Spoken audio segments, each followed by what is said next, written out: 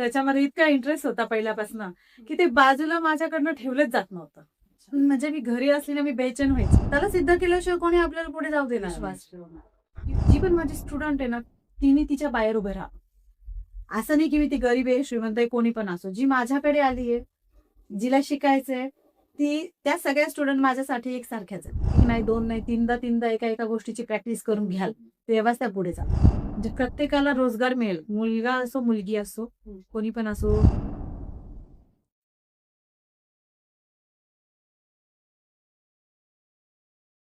नमस्ते. बहुरत्ने वसुंधरामध्ये तुमचं सगळ्यांचं खूप खूप स्वागत आहे. आज आपल्यासोबत आहेत गुरुकुल शिक्षण संस्थेच्या संस्थापिका स्वाती मुळे. आज त्यांच्यासोबत आपण गप्पा मारणार आहोत. हाय स्वाती, हाय, कशी आहेस? मी मस्त. तू कशी आहेस? मी पण छान. सगळ्यात आधी तुझं खूप खूप मनापासून स्वागत की तू आमच्या विनंतीला मान देऊन आमच्याकडे गप्पा मारण्यासाठी आलीस.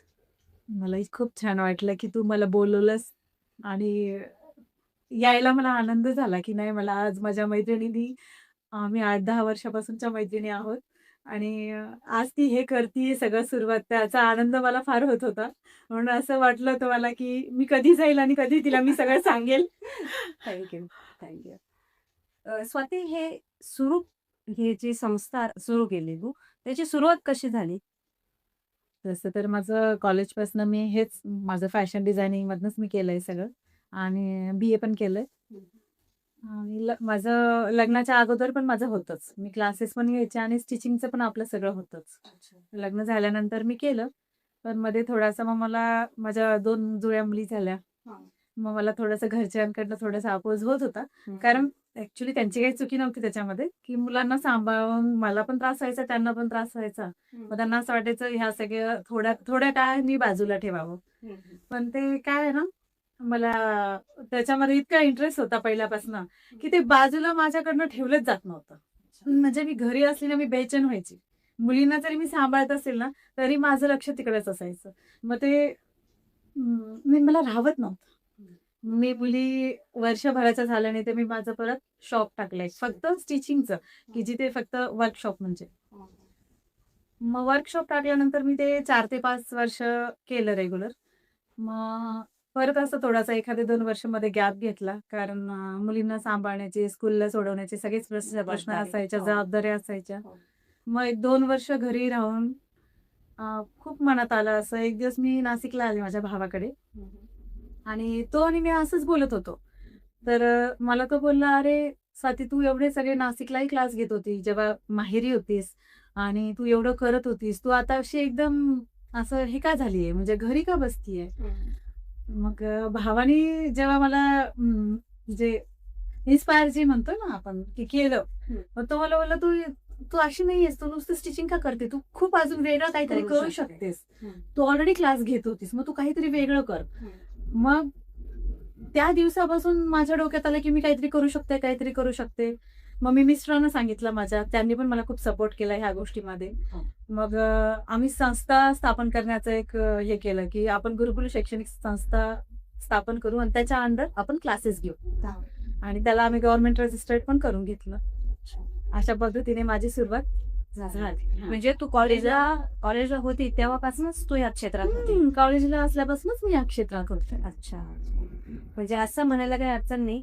एक स्त्री, तिला काहीही अशक्य असं नाही आणि तिला जर सपोर्ट नसेल, तर ती काहीही करू शकत नाही. त्याच्यामुळे तुला जो सपोर्ट होता घरून, त्याच्यामुळे तू आज हे जे काय आहे ते करू शकली. पूर्णपणे असं नाही म्हणता येणार, की स्त्रीला सपोर्ट नसेल तर ती काही नाही करू शकत. म्हणजे मला नाही वाटणार असं. कारण कसं ना, आपली मनातून इच्छा हवी. कधी-कधी बऱ्याच ठिकाणी, बऱ्याच घरातनं त्यांच्या फॅमिलीचा त्यांना सपोर्ट असतो खूप लेडीजला. पण त्यांना आतून इच्छा नसते करण्याची. आणि बऱ्याच ठिकाणी असं असतं, की सपोर्ट नसतो, तरी पण त्यांना ती जिद्द असते करण्याची, त्यांना ती आवड असते, त्यांना तो क्रेज असतो. तोच व्यक्ती ह्याच क्षेत्रात नाही बोलत मी फॅशन डिझायनिंगच्या. कोणतंही क्षेत्र असू दे, कोणतीही कला असू दे, कोणतंही शिक्षण असू दे, कशात पण जाऊ दे. त्याच्यासाठी स्वतःमध्ये तेवढं पाहिजे, तेवढी क्रेज पाहिजे, जिद्द पाहिजे, की ते मला करायचंच आहे. ते मला त्याची आवड आहे, मी त्याच्यातच करणार. हे केलं तर मग घरचे पण सपोर्ट करतात. माझ्या बाबतीत पण बऱ्यापैकी तसंच झालेलं आहे. घरच्यांनी सपोर्ट केलाय, पण अगोदर मला विरोधच होता ह्या गोष्टी. म्हणजे आपल्याला पहिले आपण सिद्ध करावं लागतं स्वतःला. स्वतःला सिद्ध केल्याशिवाय कोणी आपल्याला पुढे जाऊ देणार नाही. विश्वास ठेवणं. आणि मी कसं पहिल्यापासून ते त्यांना असं माझ्याकडनं कधी कंप्लेंट यूज दिल्या नाही ना. असं कधी झालं नाही की काही प्रॉब्लेम झाले किंवा काही झालंय. मी प्रत्येक वेळेस पुढेच होती. त्यांनी मला हो म्हणू नाही म्हणू. त्यांचं म्हणणं असं असायचं की घरातलं सगळं करून करून आणि मग जायचं. ठीक आहे. मी ते पण सगळं एक्सेप्ट करून केलं. मग त्यानंतर माझ्या मिस्टरांनी मला सपोर्ट पण केला. हां, कारण त्यांना कळालं की नाही मला करायचंच आहे आणि मी करेलच आहे. मग तो सपोर्ट मिळाला आणि मग मी आता करत गेले. करत गेले आणि आता पण चांगलीच वाटचाल चालू आहे. आपण एकदम वर्कशॉप म्हणजे आपलं एकदम आपल्याला इतका पण वेळ नसतो की आपण महिना अगोदर आपल्याकडे ऑर्डर्स असतात.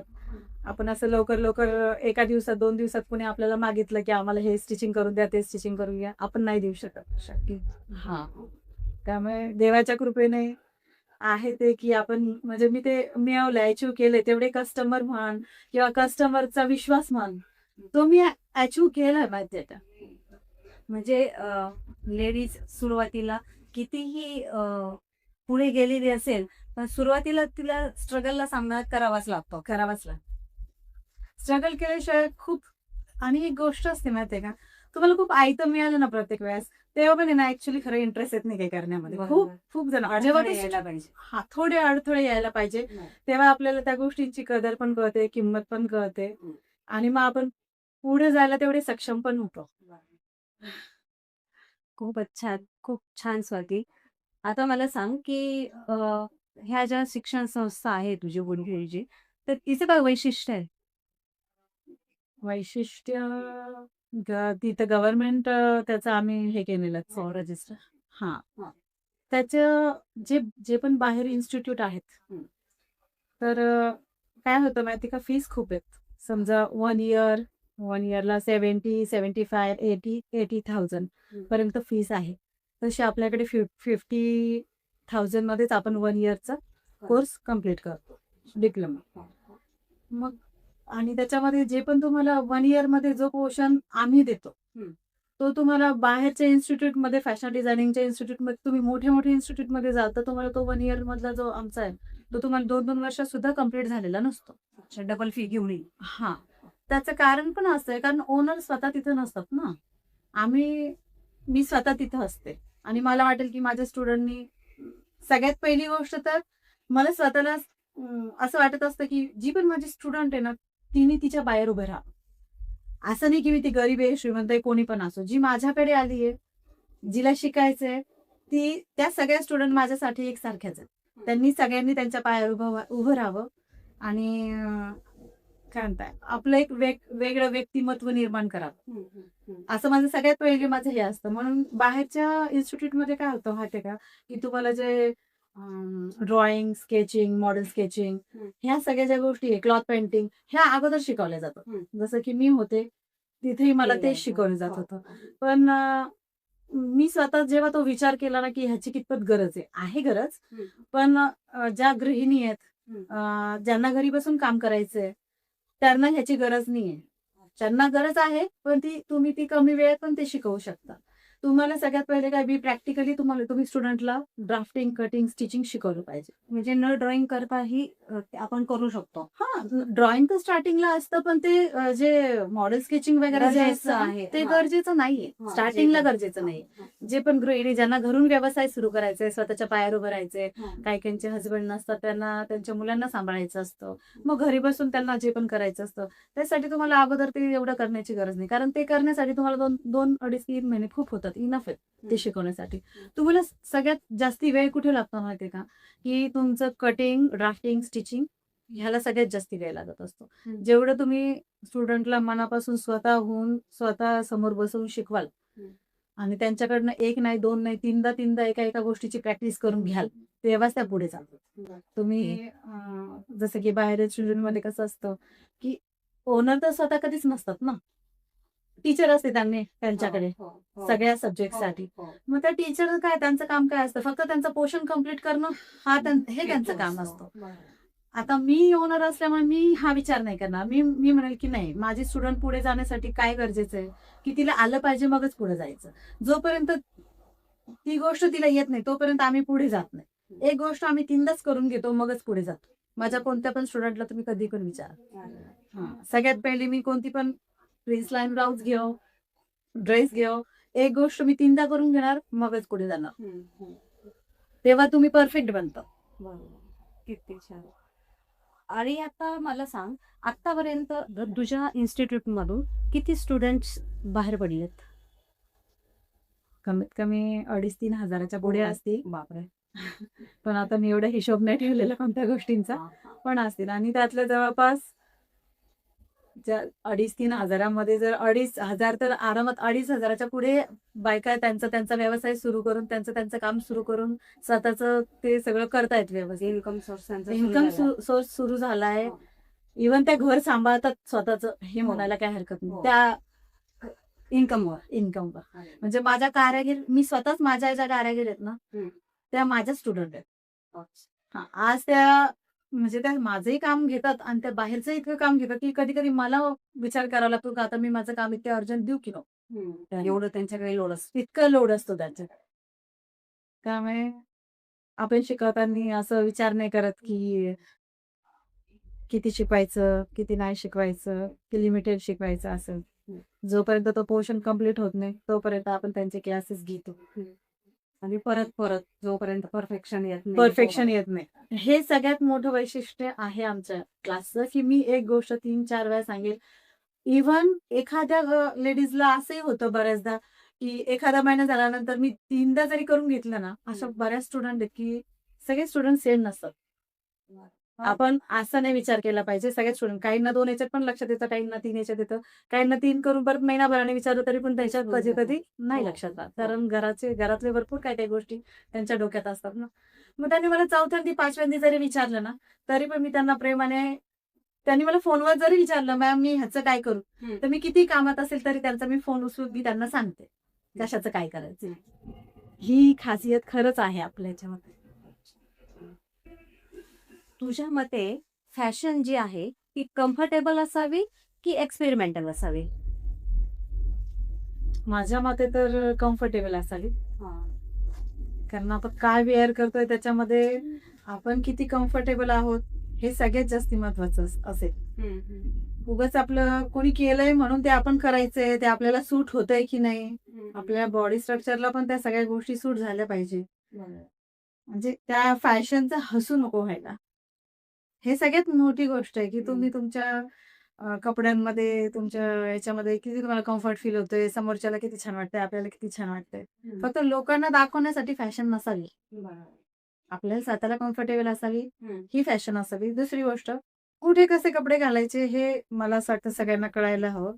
की आपण ट्रेडिशनल मध्ये जातोय तर फंक्शनला जातोय तर तिथे कसे कपडे घालायला हवे हे आपल्याला कळायला हवं. मोस्टली आता सगळ्यांना कळतं, पण काही काहींचं असतं की त्यांना नाही कळत. आणि कुठे हेच माझं असेल की ज्या पण तुम्ही वातावरणात जाल त्या वातावरणानुसार तुम्ही कपडे घाला.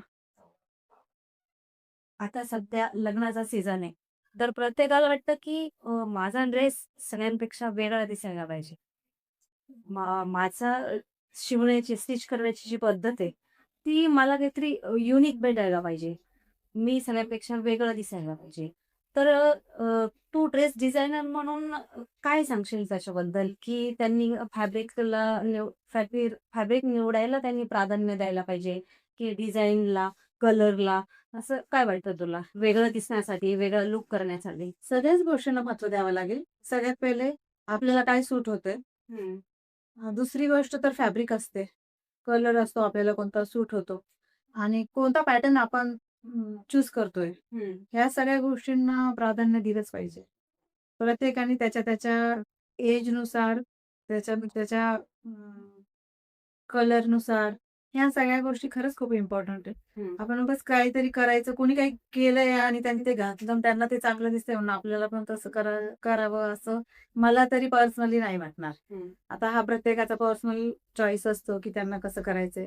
आमच्याकडे आल्यावर आम्ही तुम्ही जर आले आमच्याकडे, फॉर एक्झाम्पल तुम्ही आहात, तुम्हाला बोललीस की मला असं स्टिच करून दे, तर मला वाटलं की नाही तुला हे सूट नाही होणार तर मी तुला सांगेल की अशी अशी चेंजेस कर. पण तू जर नाही ऐकलं तर मी तुझ्याप्रमाणेच तुला बदल करणार.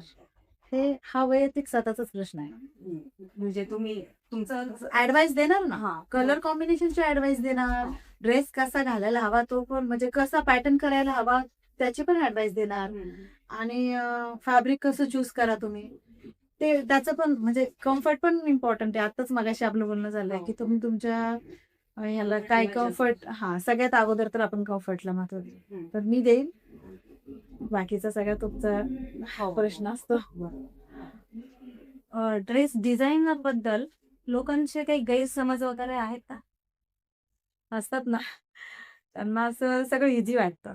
डिझायनर बद्दल त्यांना असं वाटतं, काय नाही, आम्ही हे फॅब्रिक दिलंय, आम्हाला हे एवढ्या एवढ्या वेळात रेडी पाहिजे, आणि ते किती फॅब्रिक आहे, ते आपल्याला बसणार आहे की नाही हा विचार ते कधीच नाही करत. ते येऊन आम्हाला देऊन टाकणार, आम्हाला हे ह्याच्यात बसून पाहिजे, पण ते बसतंय की नाही हे पण इम्पॉर्टंट आहे. आणि गैरसमज एक्स्ट्रा तुम्हाला ते डिझाईन हा, करण्यासाठी त्याच्यात डिझाईन करायची असते, ह्याचं काम एफर्ट्स द्यावे लागतात, पण त्यांना असं वाटतं नाही नाही, आता दिलं म्हणजे आम्हाला 2 दिवसातच ते सगळं मिळालं पाहिजे. पण असं नाही होऊ शकत ना. असं असं होण्याचं न होण्याचं कारण हे पण आहे की अगोदरची पण भरपूर कामं घेतलेली असतात, आणि त्याच वेळामध्ये तुमचं काम जर आम्ही अगोदर घेतलं तर आधीचे ज्यांना जे द्यायचं असेल ते कम्प्लीट नाही होऊ शकत ना. मग तुम्हाला देणार कसं द्यायला? दुसऱ्या वेळेस समज असा असतो की चार्जेसचा असतो, आपले चार्जेस त्यांना फार वाटतं, तर त्याच्यासाठी आम्ही किती एफर्ट्स घेतलेत, कष्ट घेतले, ते त्यांना गळायला हवं ना. नाही, आम्ही बाहेर ह्या, तुम्ही ऑनलाईन जे पण काही मागवता ते तुम्ही स्वतःसाठी बनवून नसतं घेतलेलं, ते कॉमन असतं. मग ते कॉमन याची रेट, जी पण रेंज आहे ती कमी असणार आहे, आणि जे तुम्ही स्पेशली बनवून घेणार आहे त्याची कॉस्ट साहजिक जास्त जास्तच असणार ना. ह्या गोष्टींचा गैरसमज असतो सगळ्यांमध्ये. मला असं वाटतं की तो गैरसमज काढून टाकावा सगळ्यांनी. खूप मेहनत असते त्याच्यामध्ये तुमच्याकडून कस्टमाइज करून घेणार आणि कम्पेअर ते ऑनलाईनच्या ऍक्च्युअली, पण ऑनलाईन आणि कस्टमाइज केलेला कम्पेअर नाही होऊ शकत. म्हणजे खूप जण असे की ऑनलाईन घेऊन येतात, हे झालं इथे, हे झालं, तुम्ही अल्ट्रेशन करून द्या. मी तर नाही कोणाचं अल्ट्रेशन करून देत, कारण मला तेवढा वेळ नसतो. पण तुम्हाला तेवढं परफेक्ट नसतं ना ते, तुम्ही जे ऑनलाईन मागवताय ते.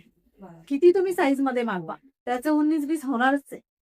पण जेव्हा तुम्ही स्टिचिंग करून घेता, जेव्हा तुम्ही कस्टमाइज करून घेता, त्याचं तुम्हाला इतकं परफेक्शन मिळत असेल ना, तो पीसच वेगळा दिसतो.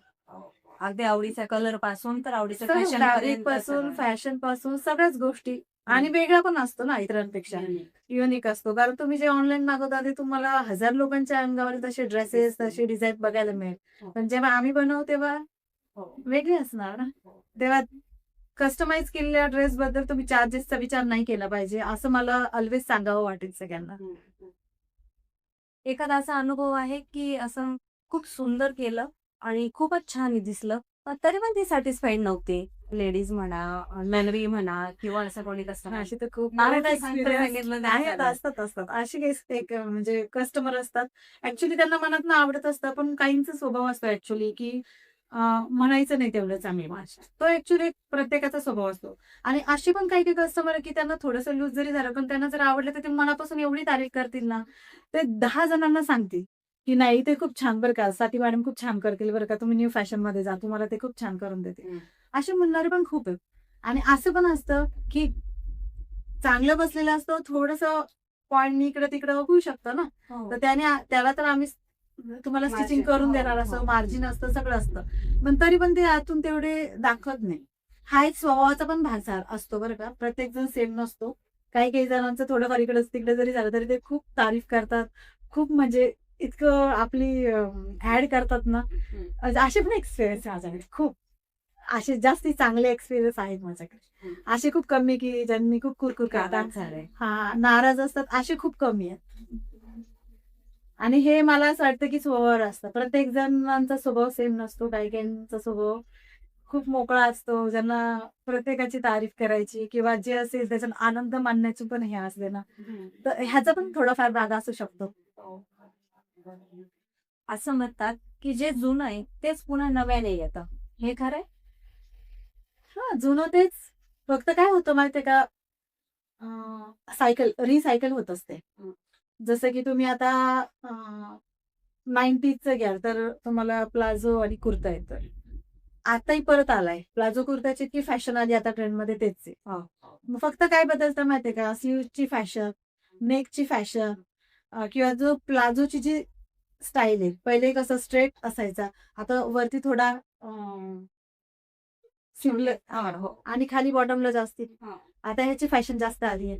थोडीफार चेंजेस करून तीच फॅशन रिसायकल होते आणि फॅशन फक्त डिझायनरच क्रिएट करतात. तीच फॅशन असते. हं. थोडीफार चेंज. करतात त्याच्यात आणि हां. परत ते नव्याने द्यायला. हां. असं. एखादा वाईट अनुभव आवडेल सांगायला? की कुरकुर करून गेलेत किंवा फीजला ॲडमिशनला वगैरे खूप हे झालं असं? आहेत ना, अशी आहे माझ्या नाव नाही सांगणार. हो.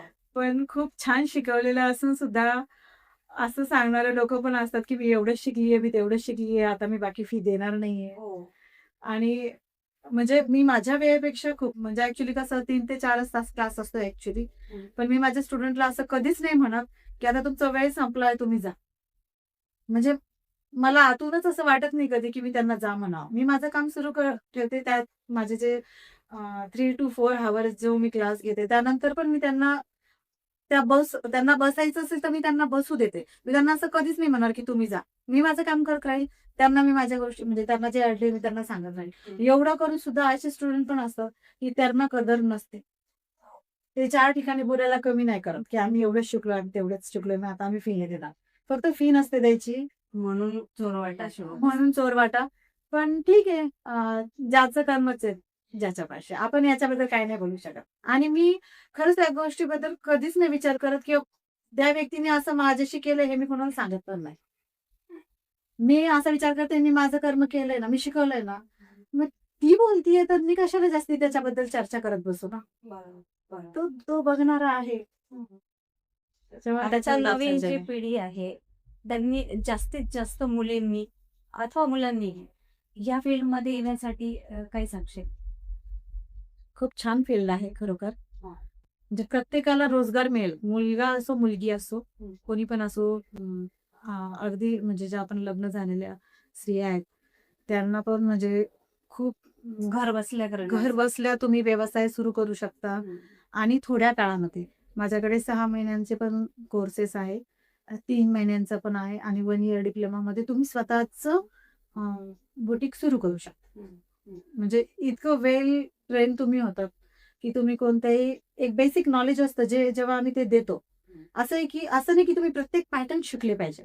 अजिबात असं नसतं. हां, एकदमच खूप जे जे पण आता डिझायनर पॅटर्न असतात, की जे बॉलिवूड, हॉलिवूड जे पण पॅटर्न असतील, हं, हं. ते खरोखर शिकायला लागतात. नाही असं नाही. पण जर तुम्हाला रेग्युलरमध्ये जर तुम्ही म्हटला, की तुम्हाला जर बेसिक नॉलेज तुम्हाला परफेक्ट दिलं गेलं, हं. तर तुम्ही तुमचा व्यवसाय कुठेही कसाही सुरू करू शकता. तुम्ही तुमच्या छोट्याशा घरामध्ये पण एका छोट्याशा कोपऱ्यामध्ये सुद्धा तुम्ही हा व्यवसाय सुरू करू शकता आणि तुमचं पोट भरू शकता आणि त्याच्यातनं तुम्ही खूप पुढे जाऊ शकता. म्हणजे याच्यासाठी असं वेगळं भांडवल उभारण्याची गरज नाही फार किंवा भांडवल नाही लागत. जागा पाहिजे मोठी नाही, असंही नाही. नाही. नाही. बरं. अजिबात नाही लागत. हां, जेव्हा आपण मग त्याच्यामध्ये ग्रोथ करत जातो, हं. ऑटोमॅटिक मग आपल्याकडे पैसे येतात, मग ऑटोमॅटिक आपण तेवढं सगळं करतो. हो. पण स्टार्ट करायला तुम्हाला फार पैसे खरंच नाही लागत. कारण मला स्वतःला पण नव्हते लागले फार पैसे. हं. मी पण अगदी 30-40 हजारापासूनच सुरुवात केली होती. त्याच्यातच माझा खूप चांगला बिझनेस अजूनही तिथेच आहे. हं. करायचंय मला अजून पण चांगलं. पण ठीक आहे. हळू-हळू. हां. आता तू छानच म्हटले, की अजून करायचंय. तर आम्हाला आवडेल, की पुढच्या 5 वर्षामध्ये तू तुझा बिझनेस, तुझी संस्था कुठे बघतेय? मला तर खूप वाटेल मी पुण्यात, नाशिकमध्ये जिथे मी राहिली नाशिक सगळ्यात पहिले तर मला असं वाटेल, की मी माझं जिथनं म्हणजे सुरुवात झाली. लहानची मोठी किंवा मी जी पण सुरुवात केली इथूनच केली. माझं कॉलेज, माझं फॅशन डिझायनिंगचं सगळं काही जे पण मी इथं केलं सगळं इथंच केलं. तर इथं माझं असावं खूप मनापासून वाटतं मला. हं, हं. पुण्यात असावं, मुंबईत असावं हे पण वाटतं. स्वतःचा एक ब्रँड काढण्याची पण खूप इच्छा आहे. अच्छा. पण हं. आता थोडंसं मुलींचं झाल्यानंतर आहे माझ्या डोक्यात आहे. एवढ्या 5 वर्षामध्ये तर 100% वाटेल, की मला हे होईल म्हणून. अगदी खरंच नक्कीच स्वाती. आपण पुन्हा 5 वर्षांनी नक्की भेटू असंच. अरे, किती छान! नक्की. मला पण आवडेल तुला भेटायला परत 5 वर्षांनी. नक्की, नक्की. अगदी नक्की भेटू. हं. आता ना स्वाती असं होतं, की मी आता जो आउटफिट घातलाय, तो परत मला घालावासा नाही वाटत. असं वाटतं, की अरे तिकडे मी घातला होता, इकडे नको यायला. असेल कदाचित फोटोंची वगैरे भीती, कारण आपल्याला सोशल मीडियावर वगैरे टाकायचे असतात. पण याच्याबद्दल मग तू काय सांगशील? कारण आपण खूप महागाचे कपडे घेतो आणि एकदा ते घालावेच घातल्यानंतर ते नाही. परत घालावेसे नाही वाटत. असं बऱ्याच जणांना होतं, की एकदा एक आउटफिट घातला, की परत तो घालावासा वाटत नाही, रिपीट करावासा वाटत नाही. हां, पण असं काही नाही असं मला वाटतं, कारण आपण खूप महागाचे कपडे घेतो. बरोबर. तर तुम्ही मिसमॅच करून घालू शकता. हं, याला काहीच हरकत नाही, की तुम्ही रिपीट केले आणि तेच कपडे घालतायत. हं, हं. असं अजिबात पण नाहीये. तुम्ही ते मिसमॅच करून घालू शकता आणि तुम्ही ट्रेंडमध्ये राहू शकता अच्छा, किती फॅशनच्या. छान आयडिया. असं जे आपले एवढे महागाचे कपडे आपण आणायचे, मग एकदा घालतो आपण ते टाकून देतो आणि मग आपल्याला परत नवीन घ्यायचे असतात. हं, हं, हं. पण त्याच्यामध्ये आपले पैसे पण वाचतील आणि आपण ट्रेंड न्यू स्वतःचा स्वतः क्रिएट करू शकतो. 2 ड्रेस मिसमॅच करून आपण एक ड्रेस बनवू शकतो. Right, right. छानच. खूपच छान आयडिया दिली आम्हाला तू. आणि आता असं विचारायचं आहे मला, की सोशल मीडियाचा डिझाईनवर किंवा डिझाईन क्षेत्रावर काय परिणाम होतो? खूप मोठा इम्पॅक्ट आहे त्याचा. हां. कारण सोशल मीडियामधूनच आता समजा YouTube म्हणा, हं. Instagram, Facebook आहे, Pinterest आहे. याच्यामध्ये आपल्याला खूप काही डिझायनर त्यांचे ज्या पण गोष्टी आहे, क्रिएटिव्ह ज्या पण गोष्टी आहे, ते आपल्याला दाखवल्या जातात. आपण बघतो. इव्हन मी स्वतः पण बऱ्याच गोष्टी त्यातनं शिकते. हं, हं. त्यामुळे मला त्याचा खूप मोठा इम्पॅक्ट वाटतो. हं, हं. आणि सगळ्यांनी ते बघितलं पाहिजे. फक्त एवढंच आहे, की त्या म्हणजे किती परिणाम करून घ्यायचा स्वतःवर किंवा त्यातनं काय घ्यायचंय, हे पण आपण शिकलं पाहिजे. दुसरी गोष्ट त्याच्यामध्ये आपण जसं की बघा ऑनलाईन आपण क्लास घेऊ शकतो. हो. दुसरी गोष्ट YouTubeवर तर तुम्ही फ्रीमध्ये शिकू शकता. बरं. कितीतरी कोर्सेस तुम्ही असं नाही की फॅशनबद्दलच. हो. खूप साऱ्या गोष्टी आपण YouTubeवरती फ्रीमध्ये शिकू शकतो. बरं. त्याच्यामुळे म्हणेल की खूप मोठा इम्पॅक्ट आहे सोशल मीडिया. सोशल मीडियाचा खूप. सगळ्यांनाच म्हणजे लहानांपासून मोठ्यापर्यंत हां. आजकाल सगळ्यांकडे मोबाईल आहे. त्याच्यामुळे सगळेजण लहानांपासून मोठ्यांपर्यंत तेच बघितलं जातं. हो. पण त्यातून काय घ्यायचं आपली ॲड ते येते. आपण हां. फक्त त्यातनं काय आणि किती घ्यायचं हे आपण ठरवायचं. खूपच छान. स्वाती, आता शेवटाकडे जाताना एक प्रेक्षकांसाठी गोल्डन टिप काय देशील? गोल्डन टिप अशी देईल की सगळ्यांनी म्हणण्यापेक्षा सगळ्यात अगोदर महिलांना देईल, की महिलांनी डिपेंडंट नाही राहावं कोणावरती. हं. त्यांनी त्यांचे इंडिपेंडंट राहावं. असं नाही की तुम्ही फक्त फॅशन डिझायनिंगच करू शकता. हं. तुमच्यासाठी खूप काही कोर्सेस आहेत. खूप काही आहे की जे तुम्ही शिकून तुमच्या पायावर उभं राहू शकता. दुसरी गोष्ट की हे जे बघितलं जातं, आता फॅशन डिझायनर म्हणून फक्त मुलीकडेच बघितलं जातं. हं. पण असं काही नाहीये.